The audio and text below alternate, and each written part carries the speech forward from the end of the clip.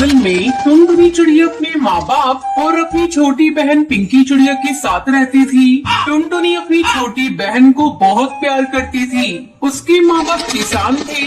जब वो खेत पर काम करने चले जाते थे तब टुनटुनी अपनी बहन की देखभाल करती थी।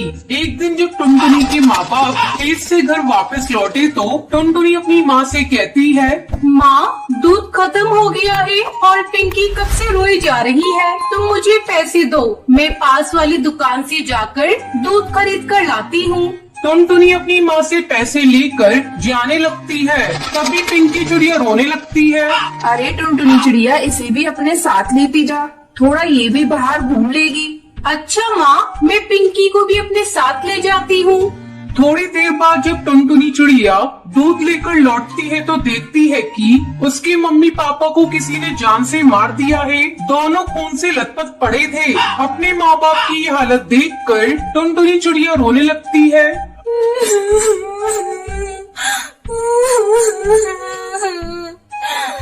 माँ, पिताजी, आपकी ये हालत किसने कर दी? उठो ना, ये देखो, मैं पिंकी चिड़िया के लिए दूध लेकर आ गई। टुनटुनी चिड़िया की रोने की आवाज सुनकर हरी काकी वहाँ आती है।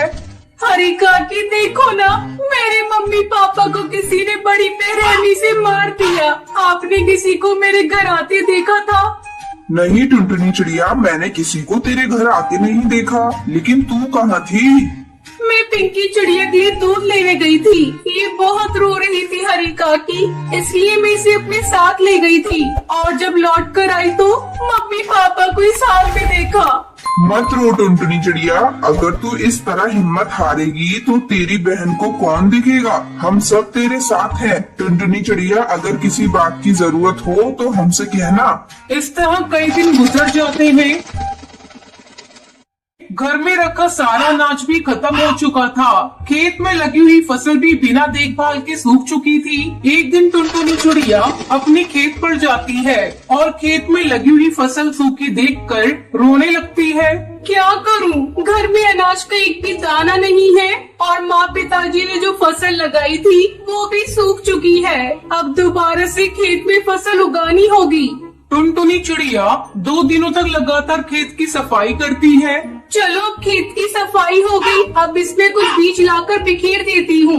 टुनटुनी चिड़िया अपने घर जाती है। तभी रास्ते में उसे बंटी कबूतर मिलता है। बंटी कबूतर टुनटुनी चिड़िया का बहुत अच्छा दोस्त होता है।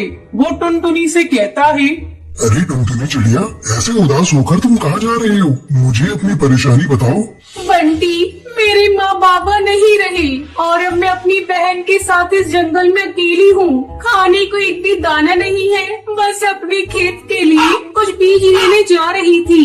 इतना सब हो गया टुनटुनी चिड़िया, और तूने मुझे बताया नहीं? ये ले कुछ अंडों के जादुई बीज, तू इसे अपने खेत पर बिखेर देना। मेरे तो ये किसी काम के नहीं, क्योंकि मैं अंडे खाता नहीं। मैं शहर के जंगल गया था तो मुझे एक जादूगरनी ने दिए थे। तुम्हारा बहुत बहुत धन्यवाद। अब मैं इन बीजों को ही अपने खेत में बिखेर देती हूँ। अब टुनटुनी चिड़िया अपने मम्मी पापा की तस्वीर देखकर कहती है, आज हम लोग खेत में अंडों के जादुई बीज बिखेरने जा रहे हैं। आप लोग आशीर्वाद दीजिएगा कि हमारी फसल बहुत अच्छी हो। दोनों बहनें मिलकर खेत में अंडों के बीज बिखेर देती हैं। पिंकी चिड़िया और टुनटुनी चिड़िया मिलकर अपने खेत की अच्छी तरह से देखभाल करती हैं। कुछ दिनों बाद उनके खेत में अंडे की फसल लहराने लगती है। ये देख पिंकी चिड़िया, हमारे खेत में कितने अंडे उग गए हैं। अब अंडे बेचकर हमारी अच्छी कमाई होगी। आज अगर मम्मी पापा जिंदा होते तो बहुत खुश होते। दीदी, मुझे मम्मी पापा की बहुत याद आ रही है।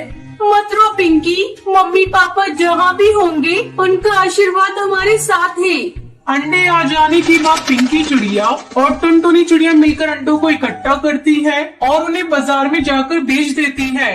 ये देख पिंकी, हमें कितने पैसे मिले हैं। हम इन पैसों से अपने लिए बहुत सारा सामान खरीदेंगे। फिर दोनों बहनें मिलकर बहुत सारा सामान खरीदती हैं और खुशी खुशी अपने घर लौटती हैं। दीदी, मुझे बहुत तेज भूख लग रही है, जल्दी से कुछ खाने को बना दो। तो रुक पिंकी चिड़िया, मैं अभी तेरे लिए हलवा बनाती हूँ। आज खुशी का दिन है, हम लोग मीठा खाएंगे। फिर टुनटुनी चिड़िया हलवा बनाती है। इस तरह दोनों बहनें खुशी खुशी रहने लगती हैं।